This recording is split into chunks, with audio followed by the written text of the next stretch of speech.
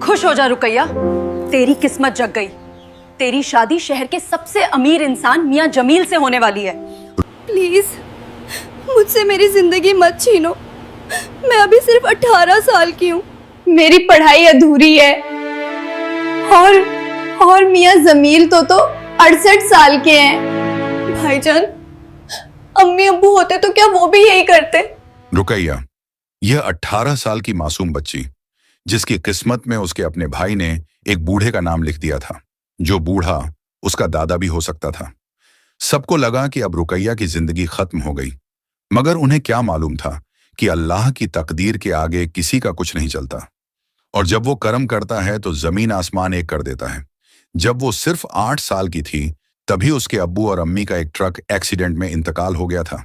उस दिन से रुकैया अपने बड़े भाई इरफान और भाभी रुखसाना के रहमो करम पर जी रही थी। भाई इरफान तो नेक दिल इंसान था, दिल का साफ, मगर अफसोस कि वो अपनी तेज तर्रार और जहरीली जुबान वाली बीवी रुखसाना के सामने बिल्कुल कमजोर था। रुखसाना, वो औरत जिसके दिल में इंसानियत नाम की कोई चीज नहीं थी, जिसकी नजर में रुकैया एक बोझ थी, एक मुफ्तखोर, एक फालतू का खर्चा। फजर की अजान के साथ ही रुकैया की मुसीबतों का सिलसिला शुरू हो जाता था। सूरज निकलने से पहले ही रुखसाना की चीख पूरे घर में गूंज जाती। अरे रुकैया, उठ जा बेशरम, अभी तक सोई पड़ी है रानी साहिबा। चूल्हा जला, बच्चों को स्कूल भेजना है, और हाँ, आज बाजार से सब्जी भी लानी है। फटाफट काम कर, वरना खाना नसीब नहीं होगा। रुकैया डरते डरते उठ जाती। कंपाती ठंड हो या जलाती गर्मी, उसके लिए कोई छुट्टी नहीं थी। घर की सफाई, कपड़े धोना, बर्तन मांजना, खाना बनाना, सब कुछ रुकैया के जिम्मे था। और इतना सब करने के बाद उसे मिलता क्या? बस कल की बची हुई सूखी रोटियां, वो भी 2-3। रुखसाना अपने बच्चों को तो परांठे, अंडे, दूध खिलाती, मगर रुकैया के आगे 2 सूखी रोटियां फेंक देती और कहती, ले खा ले। और अल्लाह का शुक्र अदा कर कि छत और खाना तो मिल रहा है, वरना यतीमों को तो कुत्ते भी नहीं पूछते। रुकैया चुपचाप वो रोटियां उठाती, पानी के साथ निगल जाती और आंखों में आंसू भरकर दिल में कहती, या अल्लाह, तू ही मेरा सहारा है, बस मुझे सब्र दे, थोड़ा और सब्र। रुकैया बहुत ही खूबसूरत थी, मगर उसकी खूबसूरती उसके फटे पुराने कपड़ों और उदास चेहरे के पीछे छिप जाती थी। मोहल्ले की औरतें कहती, अल्लाह ने इस लड़की को बहुत खूब बनाया है, मगर किस्मत ने साथ नहीं दिया। कितनी तकलीफ की बात है। रुकैया की एक ख्वाहिश थी, पढ़ाई करना। वो डॉक्टर बनना चाहती थी, मगर रुखसाना ने उसकी पढ़ाई 10वीं के बाद ही छुड़वा दी थी। लड़कियों को पढ़ाकर क्या करना? चूल्हा चौका सीखो, यही काम आएगा। वक्त गुजरता गया।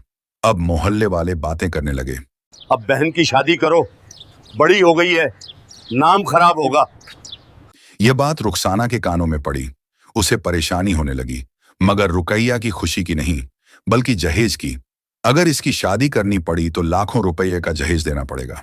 सोना, कपड़े, फर्नीचर, सब कुछ। कहां से लाएंगे इतना पैसा? रुखसाना दिन रात इसी फिक्र में डूबी रहती कि कैसे इस लड़की से पीछा छुड़ाया जाए, वो भी बिना एक पैसा खर्च किए। तभी एक दिन उनके घर एक बुढ़िया आई, नाम था शकीला खाला। वो रिश्ते करवाती थी। शकीला खाला ने रुखसाना के कान में जो कहा, उसे रुखसाना की आंखें लालच से चमक उठी। सुनो रुखसाना बेटी, शहर के बहुत बड़े कारोबारी मियां जमील तुम्हारे लिए रिश्ता भेज रहे हैं। बहुत बड़े आदमी हैं, कोठियां हैं, गाड़ियां हैं, करोड़ों की दौलत है, बस थोड़े बीमार रहते हैं। उम्र भी हो गई है, कोई 68-70 साल। उनकी बीवी का बरसों पहले इंतकाल हो गया। और सुनो, वो दहेज नहीं मांग रहे, बल्कि लड़की वालों को खुद मेहर में मोटी रकम देने को तैयार हैं। रुखसाना का दिमाग तेजी से काम करने लगा। 68 साल का बूढ़ा, वो भी बीमार, मतलब कुछ ही महीनों में रुकैया विधवा हो जाएगी, लेकिन मेहर की मोटी रकम तो हाथ आ ही जाएगी। खाला, मगर इतने बूढ़े हैं तो कितने दिन जिएंगे? अरे बेटी, डॉक्टर ने तो साफ कह दिया है कि अब ज्यादा से ज्यादा 1 साल। दिल की बीमारी है, शुगर है, बीपी है, बस एक सहारे की तलाश है। रुखसाना के चेहरे पर शैतानी मुस्कान आ गई। वाह, ये तो लॉटरी है। रुकैया का पीछा भी छूटेगा, जहेज भी नहीं देना पड़ेगा, और मियां साहब पैसे भी देंगे। परफेक्ट। उसने तुरंत हाँ कर दी। शाम को जब इरफान दुकान से लौटा तो रुखसाना ने उसे सब बताया। इरफान सुनकर सन्न रह गया। क्या कह रही हो रुखसाना? वो अभी सिर्फ 18 साल की है। एक मासूम बच्ची, और मियां जमील 68 साल के, वो तो उसके दादा की उम्र के हैं। लोग क्या कहेंगे? मैं अपनी बहन का सौदा नहीं कर सकता। अरे वाह, बहन की फिक्र तो बहुत है तुम्हें, तो फिर पूरी उम्र इसे अपनी गर्दन पर लादे रखोगे। आजकल तो बिना लाखों के दहेज के कोई गंजी लड़की को भी नहीं लेता। और मियां साहब क्या दे रहे हैं जानते हो? इतना पैसा कि हम अपना कर्ज उतार सकें, अपनी दुकान बड़ी कर सकें, बच्चों का भविष्य बना सकें। और रुकैया, वो तो महारानी बन जाएगी, कोठी की मालकिन। इरफान कमजोर दिल का इंसान था। रोज रोज के झगड़ों और बीवी के ताने सुन सुनकर वो टूट चुका था। उसने आखिरकार हार मान ली। जैसी तुम्हारी मर्जी। अगले दिन रुकैया को बुलाया गया। रुखसाना ने मिठाई का डिब्बा उसके सामने रखा। खुश हो जा रुकैया, तेरी किस्मत जग गई। तेरी शादी शहर के सबसे अमीर इंसान मियां जमील से होने वाली है। रुकैया के पैरों तले जमीन खिसक गई। उसने मियां जमील का नाम सुना था, पूरे शहर में मशहूर थे, मगर उनकी उम्र, उसकी आंखों से आंसू बहने लगे। उसने अपने भाई की तरफ देखा। इरफान ने नजरें नीची कर ली। वो कुछ नहीं बोला, बस उठकर बाहर चला गया। रुखसाना ने रुकैया का हाथ झटक दिया। रुकैया के पास कोई रास्ता नहीं बचा। वो रात भर जान माज पर बैठी रोती रही। निकाह का दिन आ गया। घर में कोई खुशी नहीं थी, न मेहंदी की महक, न गानों की आवाज, बस एक सन्नाटा था जो दिल को चीर रहा था। रुकैया को लाल दुपट्टा उड़ाया गया, मगर उसके चेहरे पर दुल्हन की खुशी नहीं, बस आंसुओं के निशान थे। उसकी सहेलियां रो रही थीं, मोहल्ले की औरतें दुआएं मांग रही थीं। या अल्लाह, इस बच्ची का भला कर, इसकी मदद कर। मौलवी साहब आए और फिर मियां जमील भी आए। गाड़ी से उतरते ही सबकी सांसें थम गईं। मियां जमील बहुत मुश्किल से चल पा रहे थे। 2 नौकरों ने उन्हें सहारा दे रखा था। हाथ में छड़ी थी, कमर झुकी हुई थी, चेहरे पर झुर्रियों की गहरी लकीरें थीं, बाल बिल्कुल सफेद, खांसी भी बार बार आ रही थी। मोहल्ले की औरतें छतों से देख रही थीं और चुपके से बातें कर रही थीं। हाय अल्लाह, ये क्या जुल्म है। बच्ची जैसी लड़की और बूढ़ा जैसे उसका परदादा हो। तौबा तौबा, इसे तो निकाह नहीं, कुर्बानी कहो। बेचारी रुकैया की तो जवानी ही खत्म हो गई। निकाह शुरू हुआ। मौलवी साहब ने 3 बार पूछा, रुकैया बिनते अब्दुल रहमान, क्या तुम मियां जमील को अपना निकाह में शौहर कबूल करती हो? रुकैया का गला भर आया, आंसू गालों पर बह रहे थे। उसने अपनी किस्मत को कबूल किया। कबूल है। निकाह पूरा हुआ। मियां जमील ने वादे के मुताबिक इरफान को एक भारी लिफाफा दिया। रुखसाना की आंखें उस लिफाफे को देखकर चमक गईं। उसने रुकैया को गले भी नहीं लगाया, बस इतना कहा, जा, अब तू पराई हो गई, अपना घर संभाल और हमें परेशान मत करना। रुकैया ने आखिरी बार अपने घर की तरफ देखा, जहां उसकी अम्मी की यादें थीं, जहां उसने बचपन गुजारा था। आंसू बहते रहे। गाड़ी चल पड़ी। मियां जमील की हवेली शहर के सबसे पौश इलाके में थी। विशाल दरवाजे, ऊंची दीवारें, संगमरमर के फर्श, फव्वारे, बगीचे, सब कुछ बेहद शानदार था। मगर इस सारी शानो शौकत में भी एक अजीब सी खामोशी थी, एक सोनापन था। नौकर चाकर तो थे, मगर कोई अपना नहीं था। मियां जमील को उनके कमरे तक ले जाया गया। रुकैया भी घबराते घबराते पीछे पीछे गई। कमरा बेहद बड़ा था, मगर हवा में दवाइयों की तीखी गंध थी। चारों तरफ गोलियों के डिब्बे, इंजेक्शन, सिरप की शीशियां पड़ी थीं। मियां जमील पलंग पर लेट गए, जोर जोर से खांसने लगे। उनकी सांस फूल रही थी। रुकैया डर गई, मगर फिर उसे ख्याल आया कि अब यही उसकी जिम्मेदारी है। उसने फौरन पानी का गिलास भरा और उनके पास गई। मियां साहब, पानी पी लीजिए। मियां जमील ने कांपते हाथों से पानी का गिलास लिया, पिया, फिर रुकैया की तरफ देखा। उनकी आंखों में कोई बुरी नीयत नहीं थी, बस एक गहरी उदासी थी, एक शर्मिंदगी थी। उन्होंने बड़ी मुश्किल से बोलना शुरू किया, मुझे माफ करना। मैं जानता हूं ये तुम्हारे साथ बहुत बड़ा अन्याय है। तुम्हारी जगह किसी कॉलेज में होनी चाहिए थी, किसी जवान लड़के के साथ होनी चाहिए थी। फिर मैं बहुत लाचार था बेटी। देखो मेरे पास सब कुछ है, ये बड़ी हवेली, दौलत, नौकर चाकर, मगर कोई अपना नहीं। मेरी बीवी बरसों पहले गुजर गई, औलाद नहीं हुई। रिश्तेदार हैं तो सही, मगर सब मेरी जायदाद के पीछे हैं। कोई मुझसे मोहब्बत नहीं करता। मैं अकेला हूं बेटी, बहुत अकेला। और अब मौत भी करीब है। डॉक्टर ने साफ कह दिया है। मुझे बस किसी का साथ चाहिए था, किसी का हाथ चाहिए था आखिरी सांसों में। मैं तुम्हें शौहर का हक शायद नहीं दे पाऊंगा, मगर बेटी तुम्हें किसी चीज की कमी नहीं होने दूंगा।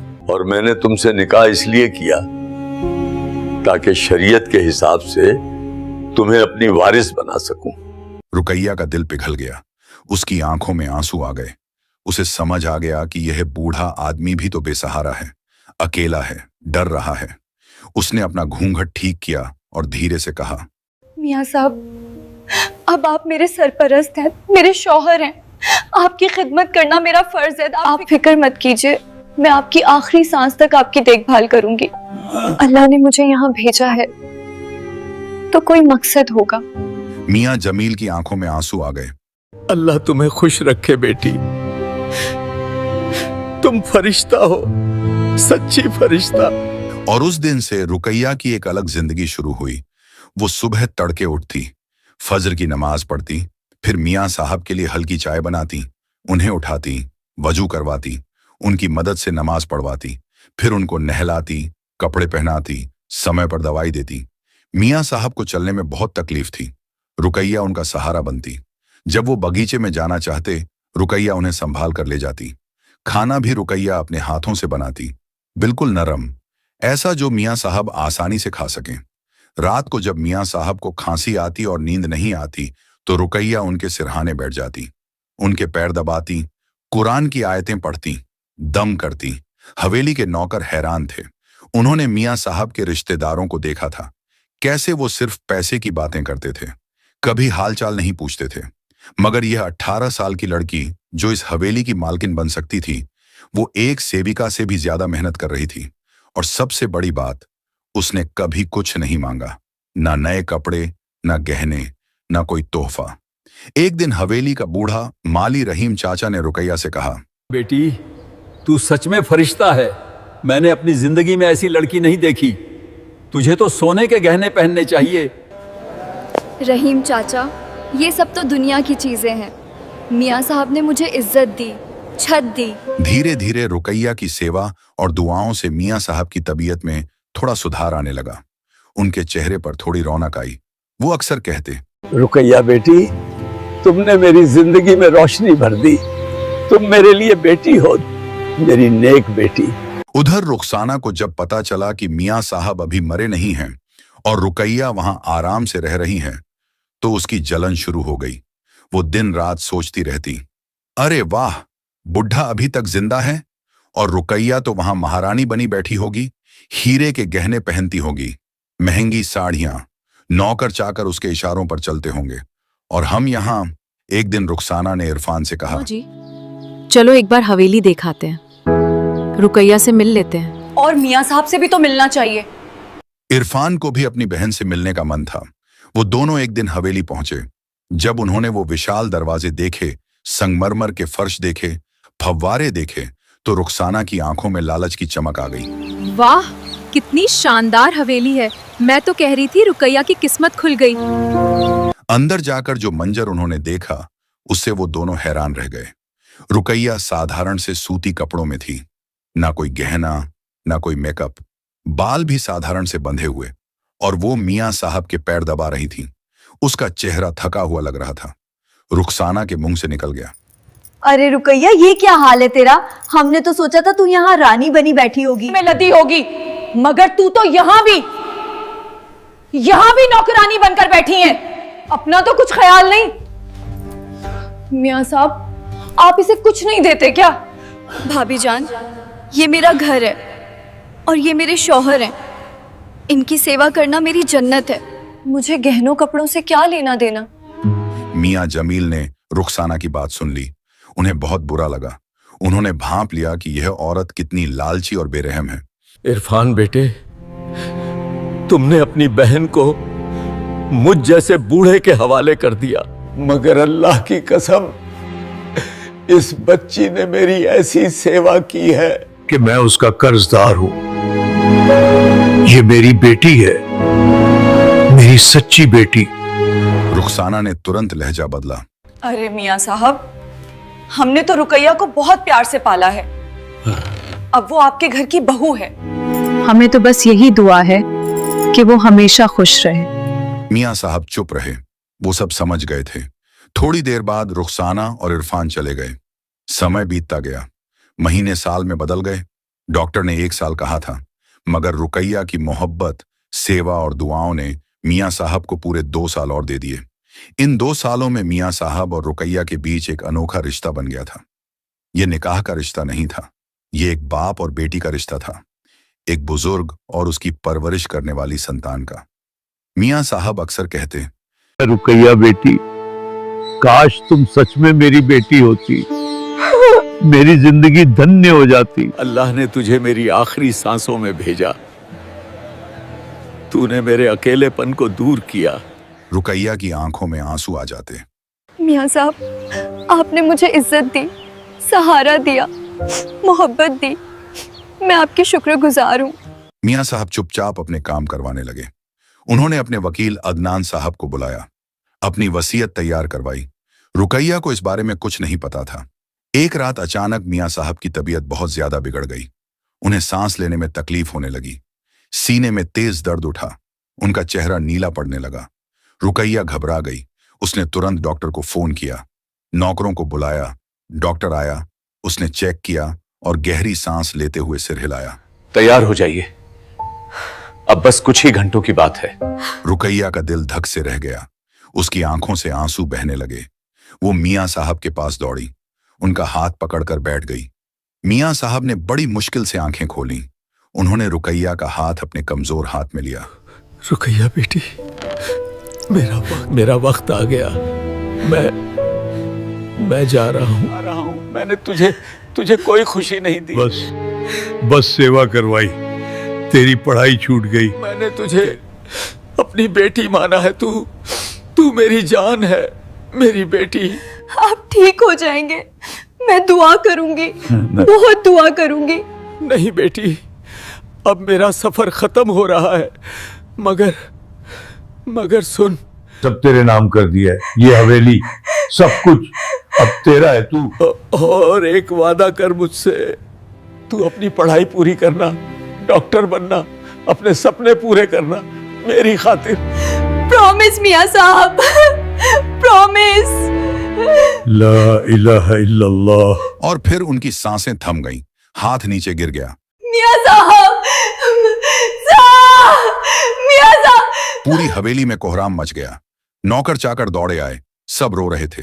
खबर फैलते ही मियाँ साहब के दूर दूर के रिश्तेदार, जो कभी मिलने नहीं आए थे, अब गिद्धों की तरह हवेली में जमा होने लगे।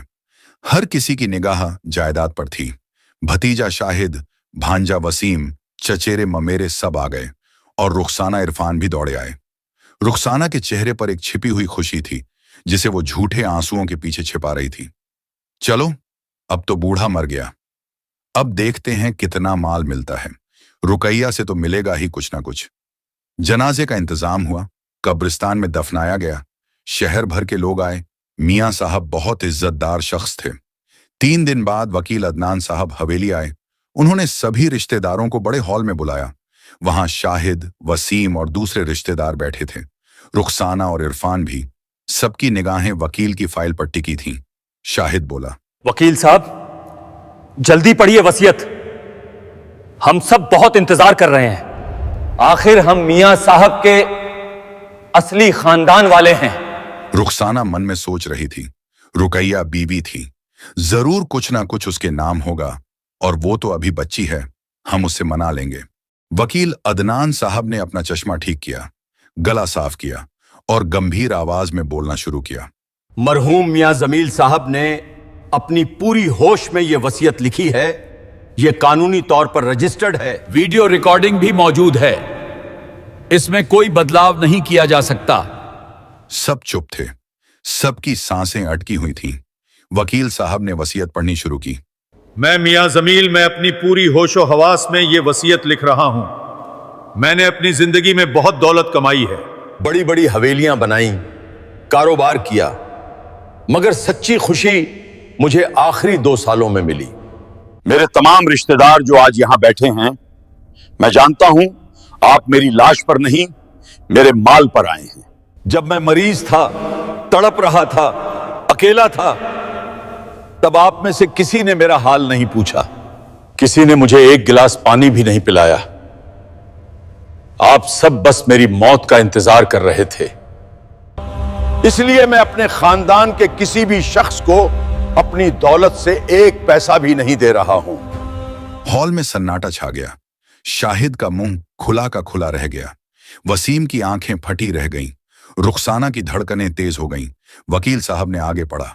मेरी जिंदगी के आखिरी 2 साल जिस शख्स ने मेरी बेटी बनकर, मेरी नर्स बनकर, मेरा साथी बनकर सेवा की, जिसने मेरे दर्द को अपना दर्द समझा, जिसने रात रात भर जागकर मेरी देखभाल की, जिसने अपनी जवानी, अपने सपने, अपनी पढ़ाई सब कुछ छोड़कर मेरी परवाह की और जिसने मुझसे कभी कुछ नहीं मांगा, आई, वो मेरी बीवी है। लोग कहते हैं वो मेरी बीवी है, मगर मेरे लिए वो मेरी बेटी थी, मेरी जान थी, अल्लाह की भेजी हुई रहमत थी। इसलिए मैं अपनी पूरी होशो हवास में अपनी सारी जायदाद, ये हवेली, शहर की 100 दुकानें, 3 फैक्ट्रियां, खेत, प्लॉट्स और बैंक में जमा पूरा पैसा, हीरे, सब कुछ, हर एक चीज अपनी बीवी के नाम करता हूं। आज से इस शहर की सबसे बड़ी मालकिन मेरी रुकैया है। और हां बेटी, तूने मुझसे वादा किया था अपनी पढ़ाई पूरी करना, डॉक्टर बनना, यह मेरी आखिरी इच्छा है। यह सुनते ही हॉल में जैसे भूकंप आ गया। शाहिद कुर्सी से उछल पड़ा। ये क्या मजाक है? ये वसीयत फर्जी है। इस लड़की ने इस बूढ़े को बहका दिया है। जरूर जादू टोना किया होगा। हम कोर्ट जाएंगे। वसीम चिल्लाया। बाकी रिश्तेदार भी शोर मचाने लगे। वकील अदनान साहब ने सख्त आवाज में कहा, बिल्कुल चुप रहिए। यह वसीयत पूरी तरह से कानूनी है, रजिस्टर्ड है। मियां साहब की वीडियो रिकॉर्डिंग भी है जिसमें वो खुद अपनी पूरी होश हवास में अपनी मर्जी से ये सब बोल रहे हैं। 3 गवाहों के दस्तखत हैं। कोर्ट में जाना है तो जाइए, मगर आपको एक पैसा नहीं मिलेगा, क्योंकि यह मियां साहब की आखिरी इच्छा है। रुखसाना का चेहरा एकदम पीला पड़ गया। इरफान को यकीन नहीं हो रहा था। वो रुकैया, जिसे वो एक बोझ समझते थे, जिसे बेच दिया था, वो एक पल में शहर की सबसे अमीर औरत बन गई थी। वकील साहब ने रुकैया की तरफ देखा, जो कोने में सिर झुकाए बैठी थी और चुपचाप रो रही थी। उसे दौलत की कोई खुशी नहीं थी। उसे तो बस अपने उस बुजुर्ग के जाने का गम था जिसने उसे बेटी माना था। रिश्तेदार हंगामा करते हुए, धमकियां देते हुए, गालियां देते हुए हवेली से बाहर चले गए। अब हॉल में बचे थे सिर्फ रुखसाना, इरफान और वकील साहब। रुखसाना का रंग बदल गया। वो तुरंत रुकैया के पास दौड़ी, उसके पैरों में गिर पड़ी। रुकैया, मेरी बच्ची, मेरी जान, मेरी बहन, देख अल्लाह ने तुझे कितना कुछ दे दिया। तेरी किस्मत में बड़ा राजयोग लिखा है, मगर बेटी अब तू अकेली इतना बड़ा कारोबार कैसे संभालेगी? इतनी हवेली, इतनी दुकानें, इतनी जिम्मेदारी। तू तो अभी बच्ची है। चल हमारे साथ, मैं और तेरे भाईजान है ना, हम सब मिलकर संभाल लेंगे ये।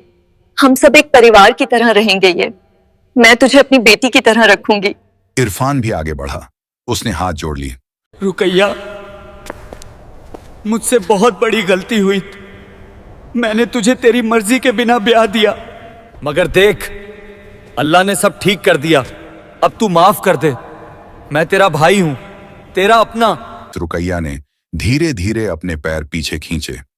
उसने अपनी गीली आंखों से रुखसाना की तरफ देखा। आज रुकैया की आंखों में वो डर नहीं था। आज उन आंखों में एक अजीब ताकत थी, एक आत्मविश्वास था। उसने धीमी लेकिन मजबूत आवाज में कहा, भाभी जान, जब मुझे एक वक्त की रोटी की जरूरत थी, तब आपने मुझे ताने दिए, बासी रोटियां फेंक कर दी। जब मुझे प्यार की जरूरत थी, सहारे की जरूरत थी, तब आपने मुझे 68 साल के बुजुर्ग को बेच दिया, चंद नोटों के लिए बेच दिया। मेरे सपने छीन लिए, मेरी पढ़ाई छुड़वा दी।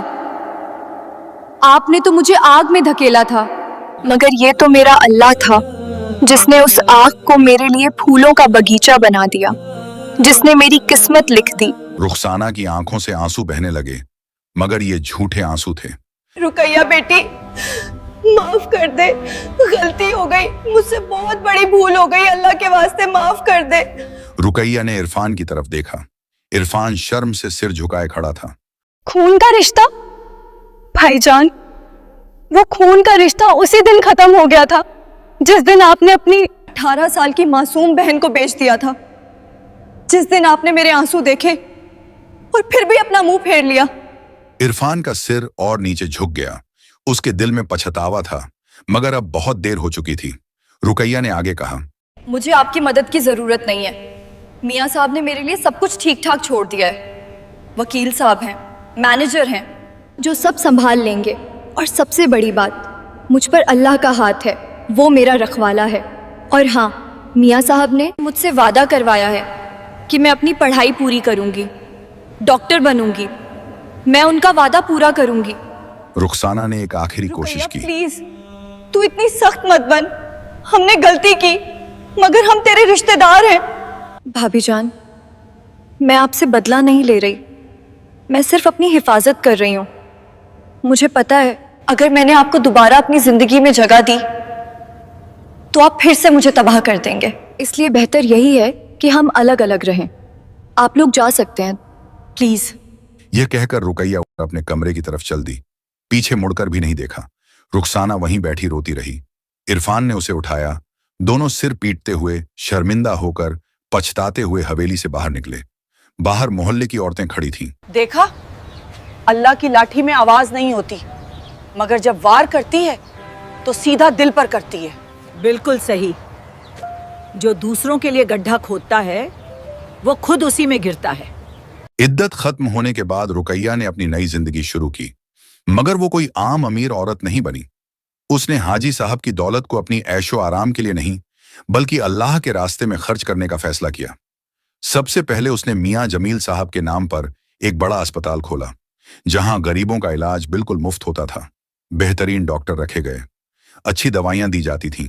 फिर उसने एक यतीम खाना खोला, जहां बेसहारा बच्चों को रहने की जगह मिलती। उन्हें पढ़ाया जाता, अच्छा खाना दिया जाता, प्यार से रखा जाता। रुकैया खुद जाती और यतीम बच्चियों से मिलती, उन्हें गले लगाती, कहती, मैं भी तुम्हारी तरह यतीम थी, मगर अल्लाह ने मेरी सुन ली। तुम भी हिम्मत मत हारो, अल्लाह तुम्हारे साथ है। उसने विधवा औरतों के लिए एक सहायता केंद्र खोला, जहां उन्हें सिलाई कढ़ाई सिखाई जाती, उन्हें रोजगार दिया जाता, उनकी इज्जत से मदद की जाती। रुकैया ने गरीब लड़कियों की शादियों में मदद करना शुरू किया। जिन लड़कियों के पास दहेज नहीं था, उनकी शादी वो अपने खर्चे से करवाती, ताकि किसी और रुकैया को वो हाल ना देखना पड़े जो उसने देखा था। शहर के लोग हैरान थे। इतनी अमीर होकर भी रुकैया बिल्कुल सादगी से रहती थी। महंगे कपड़े नहीं पहनती, सोने के गहने नहीं पहनती, अपनी हवेली का सिर्फ एक छोटा सा हिस्सा इस्तेमाल करती, बाकी हिस्सों को यतीम बच्चों के लिए खोल दिया था। लोग अब उसे रुकैया बेगम नहीं, बल्कि रुकैया आपा कहकर पुकारते थे। हर कोई उसका आदर करता था, उसकी इज्जत करता था। एक दिन रुकैया अपनी गाड़ी में जा रही थी। रास्ते में उसने एक औरत को भीख मांगते देखा। वो औरत बहुत बूढ़ी और कमजोर लग रही थी। रुकैया ने गाड़ी रुकवाई। जब वो नजदीक गई तो उसकी सांस रुक गई। वो औरत कोई और नहीं, रुखसाना थी, उसकी भाभी। उसका हाल बेहद बुरा था। फटे पुराने कपड़े, झुर्रियों भरा चेहरा, हाथ में भीख का कटोरा। रुकैया के दिल में दर्द उठा। उसने पूछा, भाभी जान, ये क्या हाल है आपका? रुखसाना ने रुकैया को पहचाना। शर्म से उसकी आंखें झुक गईं, आंसू बहने लगे। रुकैया बेटी, मैं बर्बाद हो गई। मेरा शोहर, उसे दिल का दौरा पड़ा, वो चाल बसा, दुकान भी चली गई, बच्चों ने मुझे छोड़ दिया। अब मैं सड़कों पर रहती हूँ। मुझे मेरे किए की सजा मिल गई। रुकैया की आंखों में आंसू आ गए। उसने रुखसाना का हाथ पकड़ा। भाभी जान, चलिए मेरे साथ। नहीं बेटी, मैं तेरे लायक नहीं। मैंने तेरे साथ जो किया, मैं तेरे पैर छूने लायक भी नहीं। भाभी जान, अल्लाह माफ करने वाला है, और अगर अल्लाह माफ कर सकता है तो मैं कौन होती। चलिए, अब आप मेरे साथ रहेंगी। रुकैया ने रुखसाना को अपनी हवेली में जगह दी, उसे खाना दिया, कपड़े दिए, इज्जत दी। रुखसाना रोज रुकैया के पैर पकड़ती और माफी मांगती। रुकैया हर बार उसे उठाती और कहती, भाभी जान, जो बीत गया सो बीत गया, अब आगे देखिए। अल्लाह ने हम दोनों को एक नया मौका दिया है। रुकैया बेटी, मैं अपनी बाकी जिंदगी तेरे यतीम खाने में बच्चों की सेवा करना चाहती हूँ, मुझे माफी का मौका दे। और इस तरह रुखसाना भी बदल गई। वो यतीम बच्चों की देखभाल करने लगी, उन्हें वो प्यार देने लगी जो उसने कभी रुकैया को नहीं दिया था। दोस्तों, अगर ये कहानी पसंद आई हो तो इसे अपने दोस्तों के साथ शेयर करें और सब्सक्राइब करें। मिलते हैं अगली वीडियो में एक और दिल छू लेने वाली कहानी के साथ। तब तक के लिए अल्लाह हाफिज।